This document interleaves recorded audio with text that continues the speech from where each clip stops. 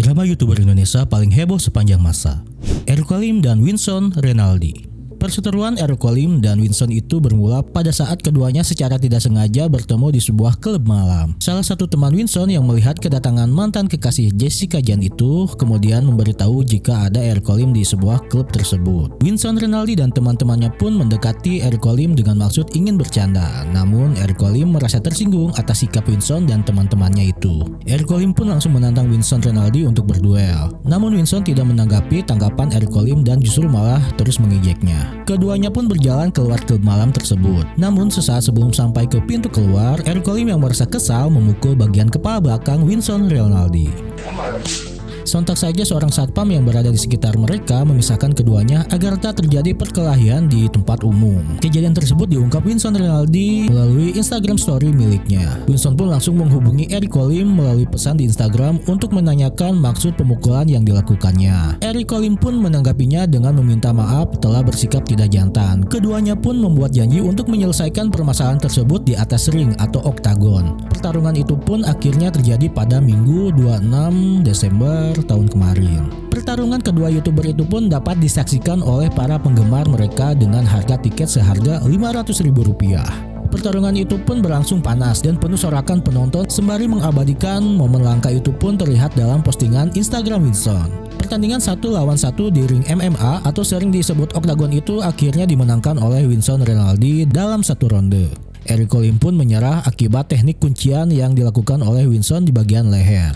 Sontak para pendukung Winston pun bersorak atas kemenangan itu. Sementara Eric Olim mengungkapkan kekalahan itu di Instagram story miliknya. At least gue masuk ke oktagon, gue terima tantangannya, gue akuin kekalahan juga, gak cuma nyocot doang, tulis Eric Olim.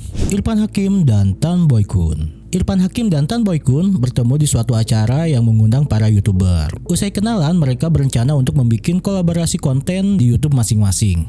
Di video YouTube The Hakim Story, Tan Boy Kun ikutan challenge mukbang salad bareng sama kura-kura raksasa. Irfan juga menayangkan video lain bersama Tan Boy Kun di channel The Hakim lainnya. Sedangkan Tan Boy Kun pada saat itu masih merahasiakan challenge yang akan mereka lakukan di YouTube-nya. Ternyata Tan Boy Kun menantang Irfan Hakim dan timnya untuk makan keripik pedas atau keripik terpedas. Irfan Hakim mencoba makan Maki One Chip Challenge dan saus Smartdog level 5 juta. Challenge-nya adalah mereka harus memakan 1 keripik Maki dan 1 sendok saus Smartdog level 5 juta. Saat menunggu 5 menit waktu challenge, Irfan Hakim dan Tan Boy Kun menawari tim The Hakim yang ingin mencobanya. Irfan dan timnya tidak berhasil menyelesaikan challenge tersebut. Alhasil usai challenge tersebut, Irfan Hakim dan timnya masuk UGD. Belum sampai 5 menit, Irfan Hakim dan timnya mulai merasakan sakit di bagian perut. Meski sudah minum susu hingga air hangat, mereka tetap masih merasa sakit. Selain Irfan Hakim, ada kameramennya bernama Iqbal dan Ali hingga Jenny, kipernya yang dilarikan ke rumah sakit. Video tersebut diunggah melalui YouTube The Hakim Story. Dampak dari challenge tersebut, Tan Boy Kun sempat dibully netizen pasca kabar Irfan Hakim dan tim masuk ke rumah sakit. Ada beberapa komentar yang menanyakan alasan dibalik hujatan tersebut. Tan Boy Kun kenapa dibully? Bikin konten ini itu atas persetujuan kedua belah pihak.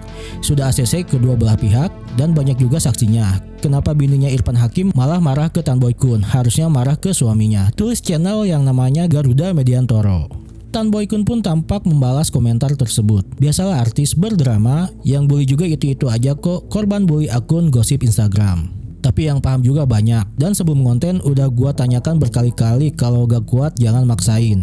Ia melanjutkan, dan sebenarnya masuk rumah sakit bentar doang, kayak numpang tidur. Habis itu kita bikin konten lagi. Tapi yang artisnya wajib kudu banget bikin thumbnail dan ngedit video didramatisir. Ditambah akun gosip yang manas-manasin dan artisnya juga gak kenapa-kenapa dari hari itu juga udah tertawa-tawa pasti lihat konten ini. Komentar dari akun Garuda Mediantoro itu pun dianggap memfitnah istri Irfan Hakim. Selain itu beberapa netizen juga ada yang sampai mencari tahu akun dari istri sang presenter tersebut. Namun sejumlah orang membela istri Irfan Hakim. Mereka menganggap jika instastory istri Irfan Hakim yang dipermasalahkan tidak menjurus ke arah membuli. Dia hanya menyampaikan berita yang sempat keluarganya alami. Tak terima istrinya dibawa-bawa ke dalam masalah ini, Irfan Hakim memutuskan untuk membuat video klarifikasi. Irfan Hakim mengunggah video klarifikasi melalui YouTube The Hakim Story. Sorry ya guys, gue itu bukan orang yang suka drama. Gue itu bukan lebay. Tegas Irfan Hakim di video klarifikasinya. Ia melanjutkan, tapi di dalam bikin konten itu gue gak pernah ngelebay-lebaykan, didrama-dramakan, ini real. Irfan Hakim mengaku hal ini semakin runyam karena sang istri dan timnya difitnah. Di akhir video, Irfan Hakim mengajak Bara Ilham atau Tan Boy Kun untuk bertemu langsung agar masalah yang sedang terjadi ini bisa segera usai. Dan setelah itu, Tan Boy Kun juga membuat video perminta maafan di YouTube pribadinya dan di Instagramnya. Di hari yang sama, Bara mengunggah instastory saat itu mengunjungi rumah Irfan Hakim. Bara menyampaikan jika sudah meminta maaf dan introspeksi diri. Dari foto yang Tan Boy Kun unggah, dua public figure ini sudah berbicara dan menyelesaikan masalahnya mereka. Semoga kejadian seperti ini tidak terjadi ke depannya lagi. Chandra Liao dan Inaima. Belum lama ini, Indira Ayu Maharani atau yang lebih akrab disapa Inaima mengaku mengalami tindakan kekerasan dari mantan kekasihnya. Banyak yang menduga pria itu adalah Chandra Liao. Pada kesempatan itu, wanita kelahiran 27 September 1997 itu menceritakan pengalaman buruknya dalam menjalin kisah asmara lewat Twitter. Ia mengaku pernah jadi korban kekerasan dari sang ayah hingga mantan yang tak disebutkan namanya itu. Pengalamanku selama ini, my own dad, kasih golok ke aku dan nampar mukul nendang dari kecil. Mantan pas di Melbourne, bawa pisau ke aku dan nampar. Mantan YouTuber kemarin mau nabrakin aku pakai mobilnya di Antasari 110 km, bilangnya kalau kamu masih ingin bareng sama aku ya udah kita mati bareng, tulis Inaima. Penuturan Inaima pun tak henti di sana. Ia masih menyebutkan masih dapat perlakuan kekerasan lainnya dari sang mantan meski keduanya sudah putus. Setelah 4 bulan putus pun aku masih dimarahin atas keputusan mencoba dating apps. Tulisnya Inaima. Namun dalam pernyataannya, Chandra Liao membantah tudingan itu.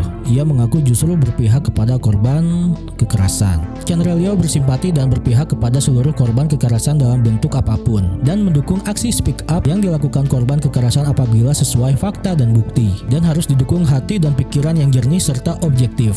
Kami percaya bahwa kebenaran tidak akan pernah bisa untuk dikalahkan, jelasnya. Chandra Liao juga menyinggung soal Indira Ayu Maharani yang belum meminta maaf atas tudingannya. Hal tersebut dirasa sangat mengganggu dan mencoreng nama baik Chandra Liao. Tak lama kemudian, Inaima memberikan penjelasan dan meminta maaf. Ia menyebut pernyataan ini dibuat tanpa adanya paksaan. Dengan sadar dan tanpa paksaan, saya menyatakan bahwa perbuatan kekerasan yang diduga dilakukan oleh saudara Chandra Liao terhadap saya adalah tidak benar adanya, kata Inaima yang dilansir dari kanal YouTube-nya Inaima.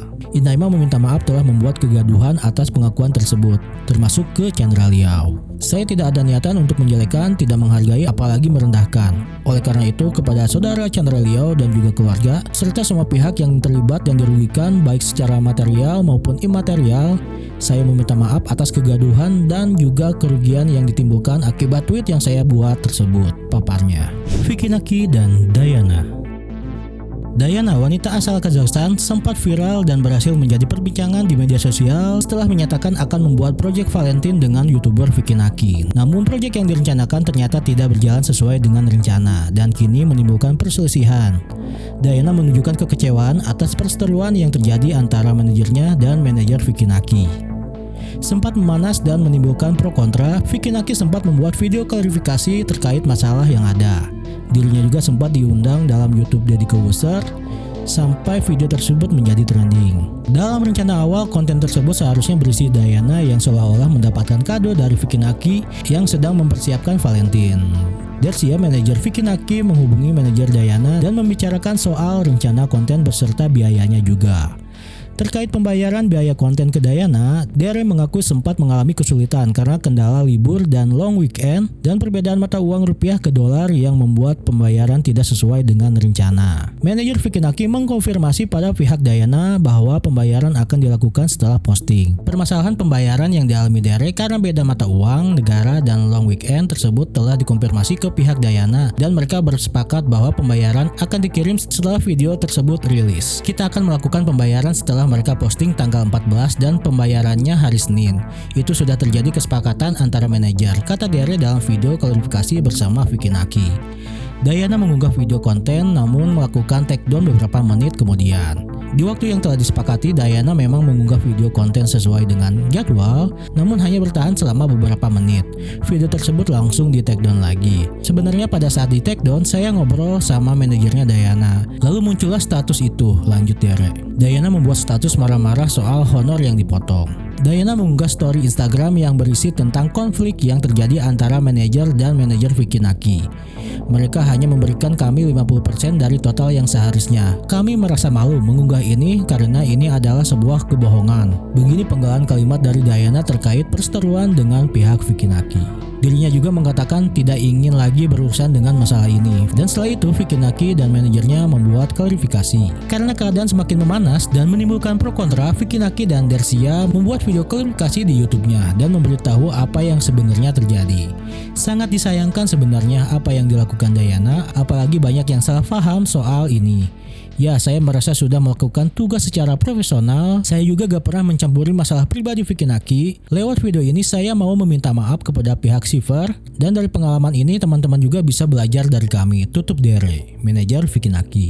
Nah, kurang lebih seperti itu. Dan ya, semoga kamu sebagai pengguna media sosial bisa lebih bijak dalam menanggapi konflik yang sedang terjadi ya teman-teman.